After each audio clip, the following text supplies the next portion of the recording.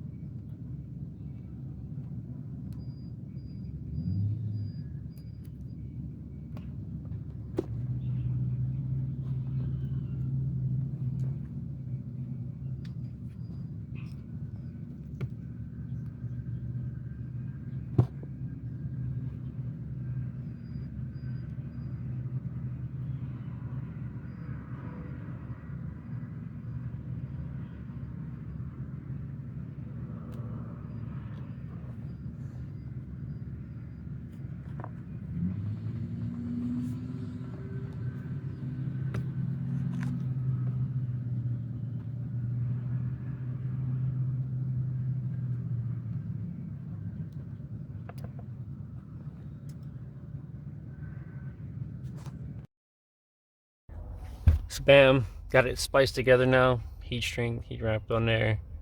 Just did it right now.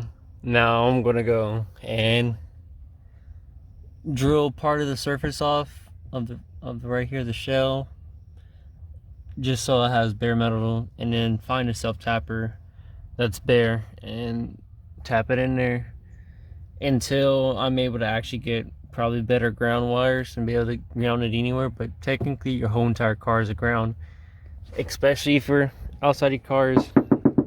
Sheet metal everywhere, not fiberglass. So I'm gonna do that, and then I'm gonna test everything, turn it back on, make sure everything's good. I don't know if the compressors will turn on right away or what, but I will see about that. Still waiting on the fittings, but go to tap this in now and then show you the progress after that. All right, so I just use this to make like a little indent and scratch the paint. Scratch the most like enamel off the paint. Then I got this just to brush it off. And that's really all you need is bare metal exposed. Yeah, bare metal exposed. So now got my attachment for the drill, and then got my self tapper. I guess self tapper, I really don't know, but yeah, I brushed all of it off, all the base of it off, all the sides, so it can be, bare metal as possible. No be any corrosion or anything in between this and the connection to the body of the chassis from the ground. So So I'm gonna get to drill that in and put the ground over it, and I'll show you how that looks. All right, show you under the car. I'm currently doing the plumbing. Ground's already grounded. I'll show you that in a minute. So these are the holes I'm going through right here, and this goes straight into the trunk. Two of the base ones. Either way, I need to drain need a drainage for my trunk, so I'm gonna leave these open like this. I'm not worried about this being hot because, like I said, I usually drive with my car straight pipe. Even if so, I'm gonna probably be trying to tuck the wires behind the heat shielding, or get like heat foil wrapping around. So what I just did right now, got a drill, put the drill center of it, just kept pushing up until it pushed out. Alright guys, let's show how I wired everything. Airline plumbing. One in the car right now. These are the two I was talking about. I have the left side running to the left and the right side running to the right, kind of easily to make it to keep it even. I'm gonna eventually zip tie these and try to maybe put a self topper in one of the little bracket pieces, just so I can raise these, get these higher away from the muffler in the rear. Even though, like I said before many times, I don't ever use my exhaust. This side's pretty good. Have it running through the, what do you call these? I don't know what you call them. What are the things for the hanger, the exhaust hanger? Bam, running straight to it. And then I'll show you the same thing on this side, and I'll show you how it is on the underneath where I ran it at. All right, so on this side you can see the two lines running through exhaust hanger side. I have it running up. I'm probably going to zip tie it right there through that little hole there to keep it above this, like that.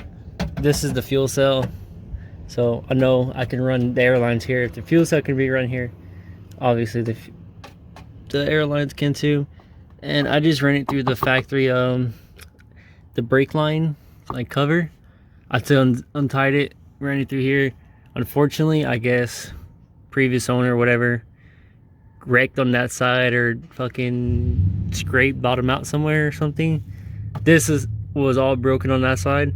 It was already taken off. There's a couple broken pieces left on it, so I unscrewed those, got those, and then just ran it all the way forward. Now I'm gonna show you how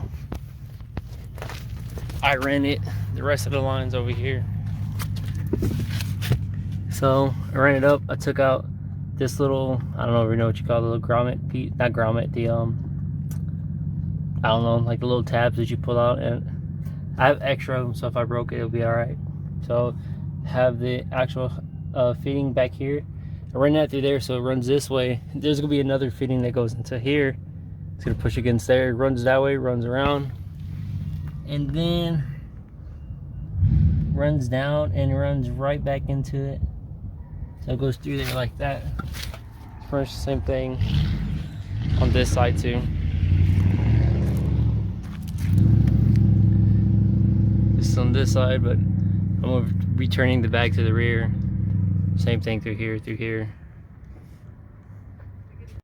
Alright, my bad. But so I ran it, same thing over the brake lines, but since this side didn't have it, I just tucked it up and above the brake line brace, and then zip tied it right there, and then there's another zip tie that's in the front, and ran it along.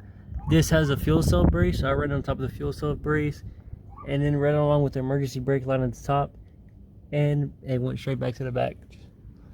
And show you all this finished wiring. I am going to organize this. I'm probably going to take this, mount it in the back of here, but I know you can't get them too close to the actual subs themselves because of their frequency.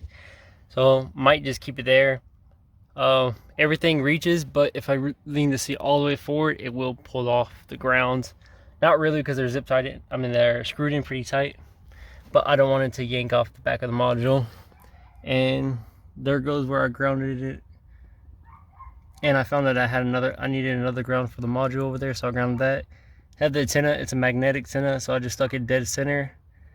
Temporarily plug that off. I'm gonna get a valve so I can open and close it and run that straight to an actual air hose, so just in case I got air up a tire or anything. Those are fully seated in. Here goes the water trap with the hose running to the front. I may add another hose here, run it down, drill the hole down here, run it straight out back, so I could just drain the water. Here's the front setup. I'm still waiting for the fittings to go here, the airline fittings. But as of right now, I ran all the fittings and everything, just taped them off, you know, how it says right here, RR, the rear right, front right. They're all also there.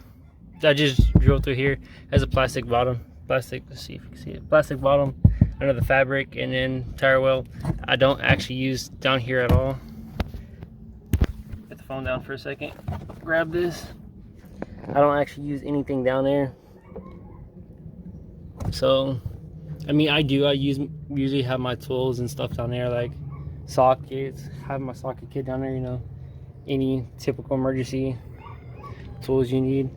But all these fit perfectly right here, and they're just gonna run down like that. And then I have an extra hose, like one spiral of extra hose in here, and I gave everything a little slack, so just in case anything gets yanked or the bags moved to settle in or whatever, you know, it's go right up and down. It has space and everything to move. Everything's fitted in. Now I'm gonna go along, tighten each of those fittings on each bag, and then just wait for the rest of the fittings to come on. And then once all of them comes in, that's when I'm gonna start everything. I'm gonna see if the compressor's turned on, if I'm grounding everything out correctly. I know the remote already turns on as soon as I give it power. Like as soon as I open the door, the remote turns on. So I got that correct. I just need pretty much just the fittings to come in to see if everything's fit right. And then once all that's fitted right, I gotta test down for air leaks. I'm just gonna get a spray bottle with some soap, quick detailer or something, and spray on each fitting on each side to see if that's it. And then later on, I will wire my steering wheel. I have no idea why it's faced like that for. So I'll just come in here, you know, spray soapy water, as Chris Fix or Scotty Kilmer will say, you know, spray it on there just see if it leaks anywhere.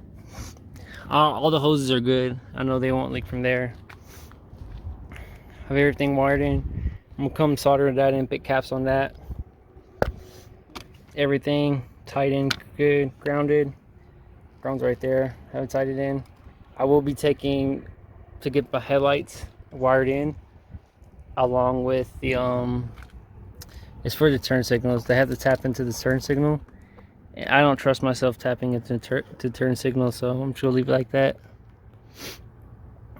I don't know, maybe I might try it. It's because somebody else had already tapped into it already, so I don't want to freaking double do it or anything. So I'm probably gonna take it to the shop, some more wiring specialist somewhere here in Texas, and man, to see that. Same thing on this side, but that's how the holes are drilled. Yes, I know the camber plate is, you know, not straight vertical or horizontal. Looked it up. You can run them pretty much anyway. Only reason why you'll get more benefit of running it, like, I don't know, whatever way you're looking at your screen, horizontal or vertical. Say if this oval piece was laying like this, that's for, what is it, your caster, to where your wheel faces front and left like this, and to run it horizontal or vertical, again, whatever way you're looking at it. If you were to run it this way, that's just to get hella more camber in. I'm not gonna be running that much camber, just enough just to tuck the wheels whenever I air out. Whenever I air out, either way, it adds camber. So, but both these are even, they're at the same angle, so should be good there. And then after I get it running and driving, I'll go show y'all a video, pretty much vlog, go getting my wheels put on and everything.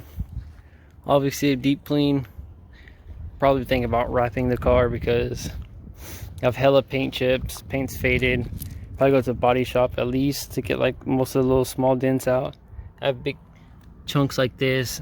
Yeah, it's pretty bad, but I'll just keep y'all updated on everything, show y'all new videos and everything. Probably release like every couple of days, every Thursday, Friday. I have a bunch of videos already made just for this, as you know, vlogging, as building my Dart. So I'll keep y'all updated.